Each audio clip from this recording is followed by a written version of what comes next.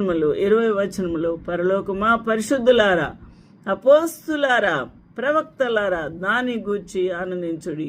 పరలోకంలో ఎవరున్నారు? పరిశుద్ధులు ఉన్నారు. ఇంకా ఎవరున్నారు? అపోస్తులు ఉన్నారు, ప్రవక్తలు ఉన్నారు. వారు ప్రవక్తలు, అపోస్తులు వీరందరూ కూడా అపవాది చేత హతమైపోయి ఉన్నారు. దేవుని కొరకు హతులైపోయిన వారు అక్కడ దేవుని యొక్క సన్నిధిలో ఈ భయంకరమైన తీర్పును బట్టి ఆనందించుచూ ఉన్నారు. కేలనగా దాని చేత మీకు కలిగిన తీర్పుకు ప్రతిగా దేవుడు ఆ పట్టణమునకు తీర్పు తీర్చి ఉన్నాడు. ప్రవక్తలను చంపి వారి రక్తము చేత తాగి మత్తిలిన ఈ భయంకరమైన వేశ్యకు జరిగిన తీర్పును బట్టి వారు ఆనందించుచున్నారు.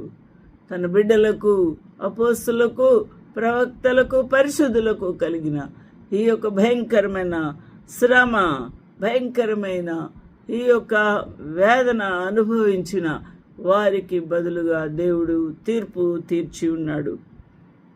21 వచనములో తర్వాత బలిష్ఠుడైన ఒక దూత గొప్ప తిరుగటి రాతి వంటి రాయి ఎత్తి సముద్రములు పడవేసి, ఇలాగూ మహాపట్టణమైన బబులోను వేగముగా పడద్రోయబడి ఇక ఎన్నటికీ కనబడదు.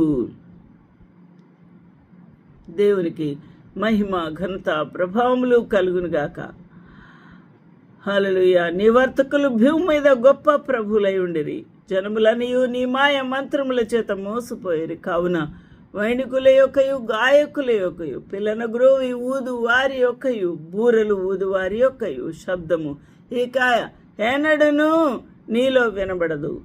మరి ఏ శిల్పమైనా చేయు శిల్పి ఒక్కడును ఎవడును నీలో ఎంత మాత్రమును కనబడడు. శిల్పి కనబడడు. తిరుగటి ధ్వని ఇక ఎన్నటికీ నీలో వినబడదు. దీపము వెలుగు నీలో ఇకను ప్రకాశింపదు.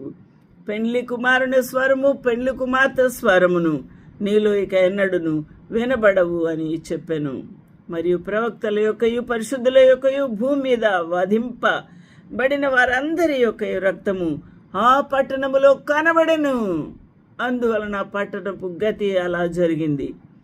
రోజున ఆలోచన చేద్దాము. గర్విష్ఠుడై నేను చాలా ఐశ్వర్యవంతురాలను, నేను విధవరాల్ని కాదు అని ఎంతో గర్వంతో ఉన్న ఆ యొక్క మహాపట్టణము నాకన్నా మించిన పట్టణమే లేదు అని గర్వించి ఉంటున్నది.